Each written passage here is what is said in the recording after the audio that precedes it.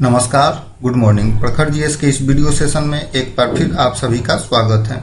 इस वीडियो के माध्यम से हम लोग परफेक्शन आईएएस द्वारा प्रीलिम्स करंट अफेयर्स का जो मंथली मैगजीन निकलता है उसके वॉल्यूम 2 का, जो कि जनवरी का मैगजीन है, उसके वॉल्यूम 2 का बिहार स्पेशल करंट अफेयर्स हम लोग डिस्कशन करेंगे। वॉल्यूम 1 के बिहार स्पेशल करंट अफेयर्स का डिस्कशन पहले किया जा चुका है, जिसका लिंक आप लोगों को डिस्क्रिप्शन में मिल जाएगा। पहला न्यूज है, बिहार बिजनेस कनेक्ट 2023 ज्ञान भवन पटना में संपन्न हुआ। ज्ञान भवन जो कि पटना में है, गांधी मैदान के बगल में, उसमें बिहार बिजनेस कनेक्ट 2023 संपन्न हुआ था। यह खबर में इसलिए था कि बिहार बिजनेस कनेक्ट 2023 यह 2 दिवसीय वैश्विक निवेशक शिखर सम्मेलन था जो 13-14 दिसंबर को पटना में हुआ था। इसमें पूरे भारत से और अन्य 15 देशों से 600 से अधिक निवेशक इस बिजनेस जो समिट हुआ था उसमें शामिल हुए थे।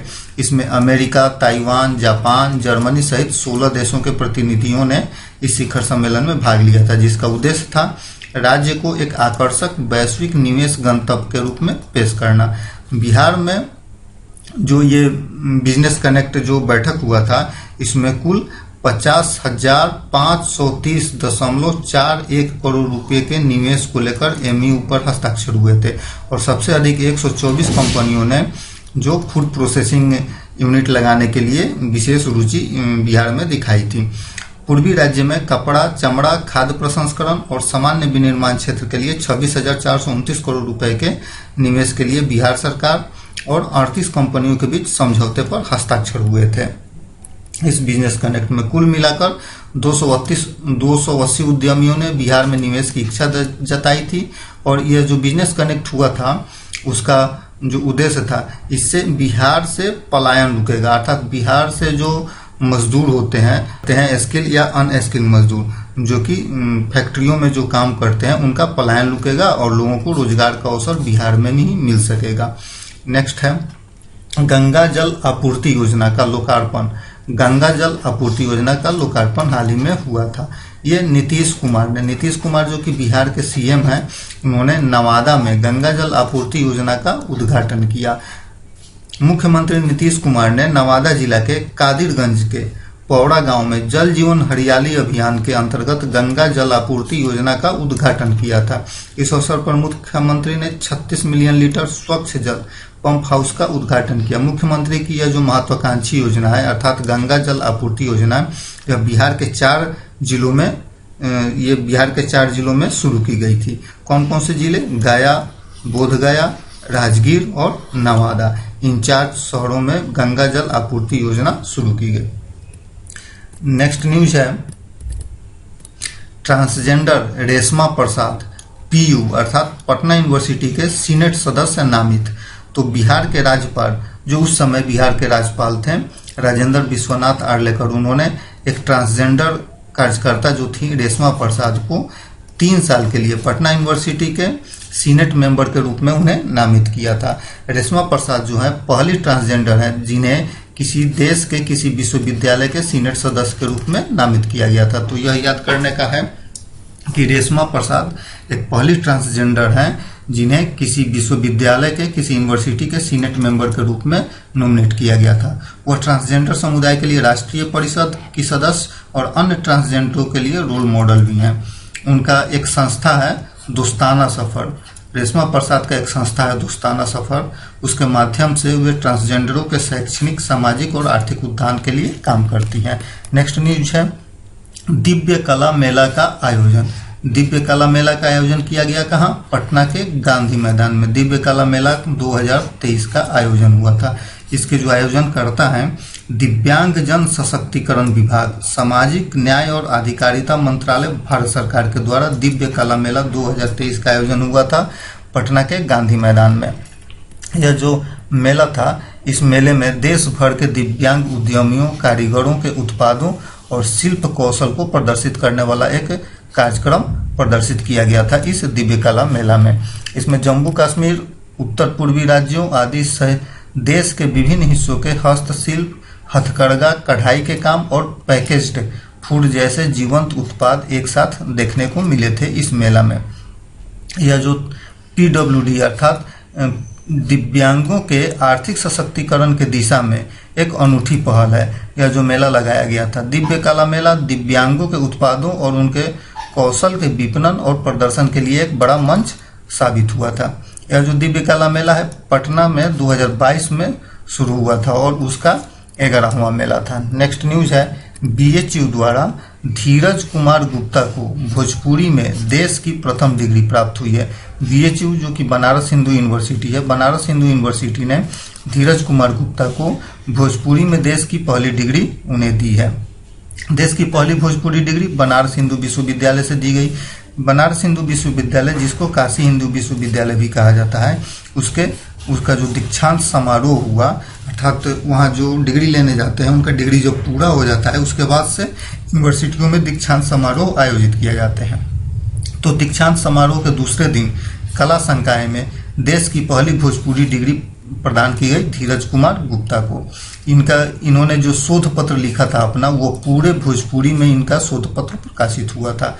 धीरज कुमार गुप्ता ने शोध पत्र प्रस्तुत करने के लिए बनारसी भोजपुरी भाषा का उपयोग किया था।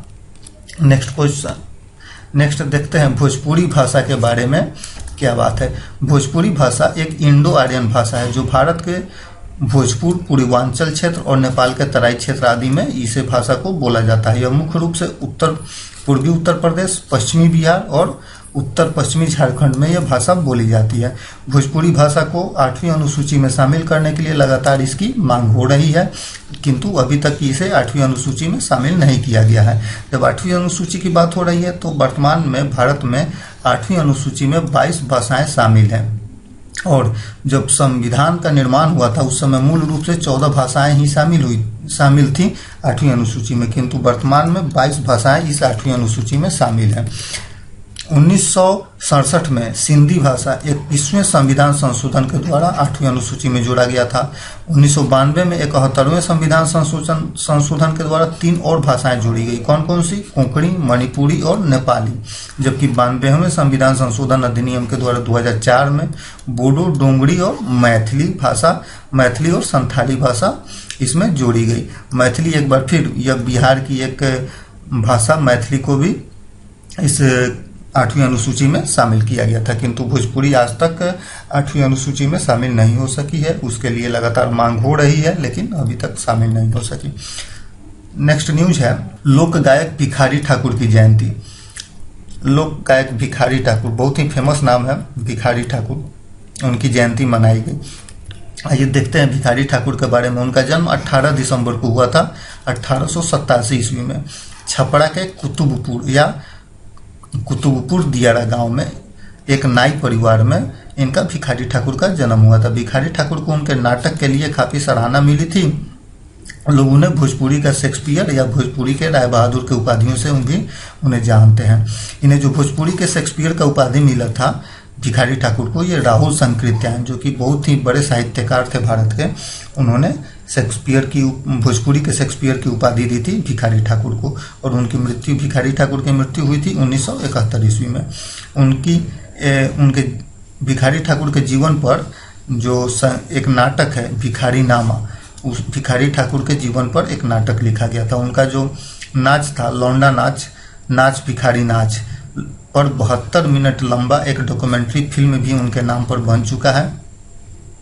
और एक हिंदी उपन्यास सूत्रधार, भिखारी ठाकुर के जीवन पर एक हिंदी उपन्यास भी लिखा जा चुका है जिसके लेखक हैं संजीव।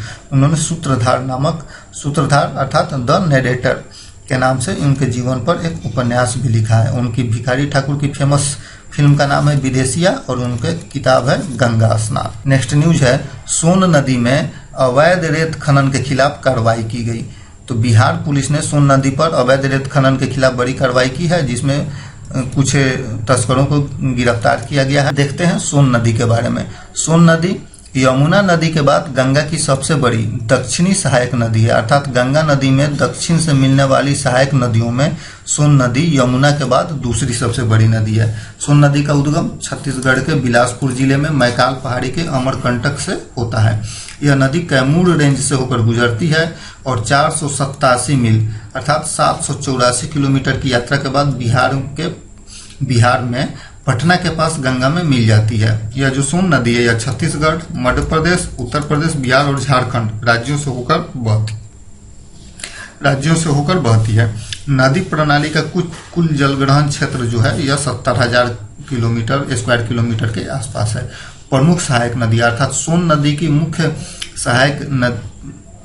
सहायक नदियां हैं रिहंद नदी और कोयला नदी सोन नदी की प्रमुख सहायक नदियां हैं, जबकि अन्य सहायक नदियां हैं गोपद, कन्हार आदि। यह जो सोन नदी है औरंगाबाद, अरवल, जहानाबाद, पटना समेत शाहाबाद के 4 जिले सी से सोन नहर प्रणाली से जो नहर निकाली गई है उससे सिंचित होते हैं। और डेरी ऑन सोन नदी के किनारे स्थित प्रमुख शहर है। नेक्स्ट न्यूज है Bihar police mission investigation @75 launch करेगी। बिहार पुलिस 1 जनवरी 2024 से एक नई पहल मिशन इन्वेस्टिगेशन @75 डेज शुरू करने वाली है। यह जो मिशन इन्वेस्टिगेशन 75 डेज है यह जांचकर्ताओं के लिए FIR पंजीकरण के 75 दिनों के भीतर मामले की जांच पूरी करना अनिवार्य बनाता है।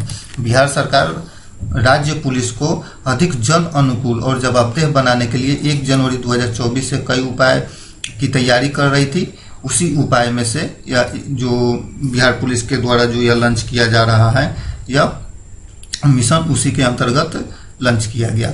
नेक्स्ट न्यूज है नीति आयोग का एक्सपीरिएशन ब्लॉक प्रोग्राम की पहली डेल्टा रैंकिंग। नीति आयोग का एक्सपीरिएशन ब्लॉक प्रोग्राम का पहला डेल्टा रैंकिंग जारी किया गया। इसमें बिहार के सिवान जिले का आंध्र ब्लॉक जो है यह पूर्वी जोन अर्थात जोन 6 में शीर्ष स्थान पर रहा, जबकि जमुई आकांक्षी जिला कार्यक्रम के तहत देश का दूसरा सबसे अच्छा जिला बना है। बिहार के पिछड़े क्षेत्रों में योजनाओं के प्रभावी कार्यान्वयन के साथ ABP में शामिल 61 ब्लॉकों और 13 जिलों के बीच उत्कृष्टता प्रदर्शन किया है सारण जिला ने। प्रतिस्पर्धी रैंकिंग 500 ब्लॉकों की 6 भौगोलिक क्षेत्रों में विभाजित करती है और प्रत्येक क्षेत्र में 2 ब्लॉकों को शीर्ष स्थान प्रदान करती है। ब्लॉकों को भौगोलिक दृष्टि से 6 जोनों में विभाजित किया गया और प्रत्येक जोन से 2 ब्लॉकों को रैंकिंग दी गई। पूर्वी क्षेत्र में सिवान के आंध्र और झारखंड के दुमका के रामगढ़ ने अच्छी रैंकिंग हासिल की थी। ABP शासन में सुधार को बढ़ावा देते हुए सबसे चुनौतीपूर्ण ब्लॉकों में उत्थान पर ध्यान केंद्रित करता है, जिसका लक्ष्य नागरिकों के जीवन की गुणवत्ता को बढ़ाना है। शीर्ष रैंकिंग वाले ब्लॉक को 1.5 करोड़ रुपए का पुरस्कार मिलेगा, जबकि दूसरे रैंकिंग वाले ब्लॉक को 1 करोड़ रुपया का पुरस्कार मिला। नेक्स्ट न्यूज है 26वीं पूर्वी क्षेत्रीय परिषद की बैठक पटना में आयोजित की गई थी। यह 10 दिसंबर 2023 को आयोजित की गई थी, जिसकी अध्यक्षता किए थे अमित शाह ने की, जो कि केंद्रीय गृह मंत्री हैं। 26वीं पूर्वी क्षेत्रीय परिषद की बैठक जो पटना में हुई थी उसकी अध्यक्षता अमित शाह ने की थी। इस प्रमुख बिंदु है केंद्र सरकार के निर्देश पर पटना में पूर्वी क्षेत्रीय परिषद की यह 5वीं बैठक आयोजित की गई थी। इसके पहले 1958 में, 1963 में, 1985 में और 2015 में इस पूर्वी क्षेत्रीय बैठक आयोजित की गई थी। मुख्यमंत्री नीतीश कुमार इस बैठक में भाग लिए थे और मेजबानी किए थे। बैठक में बिहार, झारखंड, उड़ीसा और पश्चिम बंगाल के मंत्री और वरिष्ठ अधिकारी शामिल हुए, क्योंकि पूर्वी क्षेत्रीय परिषद में ये राज्य शामिल है। कौन कौन से राज्य? बिहार, झारखंड, उड़ीसा और पश्चिम बंगाल के इस पूर्वी क्षेत्रीय परिषद में ये शामिल है। बैठक में मुख्यमंत्री ने कहा कि राज्य सरकार ने अपने संसाधनों का उपयोग कर जाति आधारित जनगणना कराई है और इसके आंकड़े जारी कर दिए गए हैं, जिसके अनुसार बिहार की कुल जनसंख्या 13,07,025। बिहार में 3 नए औद्योगिक क्षेत्र बनाए जाएंगे। नेक्स्ट न्यूज है बिहार में 3 नए औद्योगिक क्षेत्र बनाए जाएंगे। बिहार सरकार ने यह घोषणा की है कि बिहार में 3 नए औद्योगिक क्षेत्र बनाए जाएंगे। ये औद्योगिक क्षेत्र जो 3 औद्योगिक क्षेत्र बनाए जाएंगे बिहार के गया शहर में, मुंगेर शहर में और नालंदा में। गया, मुंगेर और नालंदा जिले में ये औद्योगिक शहर स्थापित किए जाएंगे। इन औद्योगिक क्षेत्रों में विशेष प्रकार के उद्योग स्थापित किए जाएंगे, जिसमें से भारी उद्योग, मध्यम उद्योग और लघु उद्योग शामिल होंगे। बिहार के गया, मुंगेर और नालंदा जिले में बनने वाले औद्योगिक क्षेत्र में क्रमशः ये 1670 एकड़, 1200 एकड़ और 100 एकड़ जमीन का अधिग्रहण किया गया है। नेक्स्ट है बिहार डेयरी और मवेशी एक्सपो 2023। सीएम नीतीश कुमार ने 3 दिवसीय डेयरी और पशु एक्सपो 2023 का उद्घाटन किया। और यह कॉम्फेड के नए उत्पाद के लिए लॉन्च किया गया था। मुख्यमंत्री ने 172.76 करोड़ रुपए की लागत से कॉम्फेड पटना डेयरी प्लांट के साथ ही अन्य 5 उत्पादन और पशु चिकित्सा और पशुपालन कॉलेज किशनगंज का शुभारंभ भी सीएम नीतीश कुमार ने किया। मुख्यमंत्री ने कॉम्फेड पटना के 5 नए उत्पाद मिठाई, नमकीन, बिस्कुट, ब्रेड और पीने का पानी अर्थात पीने का पानी का ब्रांड का नाम दिया गया है सुधा सलील पेश किया। मुख्यमंत्री द्वारा बिहार पशु विज्ञान विश्वविद्यालय पटना के पशु पोषण ऐप का भी विमोचन किया गया। कई राज्यों से उन्नत दुधारू मवेशियों और बैलों को राज्य के उद्घाटन डेयरी और पशु मेले में लाया गया, जो कि बिहार पशु विज्ञान विश्वविद्यालय के खेल मैदान में आयोजित किया गया था। जब बिहार में ये कॉम्फेड की बात हो रही है तो कॉम्फेड की स्थापना बिहार में सुधा डेयरी जो कॉम्फेड की तरफ से चलाया जाता है, इसे की स्थापना हुई थी 1983 ईस्वी में। इसको याद करना बहुत ही जरूरी है। बीपीएससी ने एक बार जो गुजरात में आनंद में जो अमूल डेयरी है उसके संस्थापक का नाम पूछ लिया था। तो बिहार में कॉम्फेड की स्थापना हुई थी 1983 ईस्वी में। नेक्स्ट न्यूज है मैथिली भाषा का साहित्य अकादमी पुरस्कार। मैथिली भाषा का साहित्य अकादमी पुरस्कार बासुकीनाथ झा को दिया गया। यह वर्ष 2023 के लिए मैथिली भाषा का साहित्य अकादमी पुरस्कार मिला बासुकीनाथ झा को। मैथिली भाषा के लिए प्रोफेसर बासुकीनाथ झा को उनका जो निबंध संग्रह है बोध संकेतन के लिए बासुकीनाथ झा को मिला था साहित्य अकादमी पुरस्कार 2023 का। ये जो बासुकीनाथ झा हैं ये मूल रूप से समस्तीपुर जिले के रहने वाले हैं और उनकी जो साहित्यिक उपलब्धियों के लिए बिहार सरकार द्वारा ग्रियसन पुरस्कार, अमेरिकन बायोग्राफिकल इंस्टीट्यूट के मैन ऑफ द ईयर पुरस्कार और मिथिला विभूति पुरस्कार से भी उन्हें नवाजा जा चुका है। जब साहित्य अकादमी पुरस्कार की बात हो रही है तो साहित्य अकादमी 8वीं अनुसूची में शामिल भाषाओं में दी जाती है और 8वीं अनुसूची में शामिल भाषा है वर्तमान में 22 भाषा। तो 8वीं अनुसूची में शामिल भाषाओं और उसके साथ में राजस्थानी और इंग्लिश अर्थात 24 भाषाओं में साहित्य अकादमी पुरस्कार दी जाती है, जिसमें से मैथिली भाषा का जो साहित्य अकादमी पुरस्कार था वर्ष 2023 का डॉक्टर बासुकीनाथ झा को दिया गया। जो मैथिली भाषा बिहार की एक प्रमुख भाषा है मैथिली भाषा, इसे वर्ष 2003 में 8वीं अनुसूची में शामिल किया गया था। नेक्स्ट न्यूज है एनटीपीसी कांटी को फिक्की जल पुरस्कार 2023 प्राप्त हुआ। फिक्की जल पुरस्कार 2023 प्राप्त हुआ एनटीपीसी कांटी में। मुजफ्फरपुर जिला में एक कांटी जगह है जहाँ पे एनटीपीसी का वहाँ पे बिजली उत्पादन केंद्र है, तो उसी को फिक्की जल पुरस्कार 2023 प्राप्त हुआ। एनटीपीसी कांटी को औद्योगिक जल अमेरिकी दक्षता श्रेणी के तहत फिक्की जल पुरस्कार 23 प्राप्त हुआ। एनटीपीसी कांटी के बारे में आइए देख लेते हैं। तो एनटीपीसी कांटी को George Fernandes thermal power plant station के रूप में भी जाना जाता है। कांटी मुजफ्फरपुर जिला में स्थित है बिहार के। यह एनटीपीसी की पूर्ण स्वामित्व वाली सहायक कंपनी है, जिसका अर्थ है निगम के पास एनटीपीसी की 100% हिस्सेदारी है।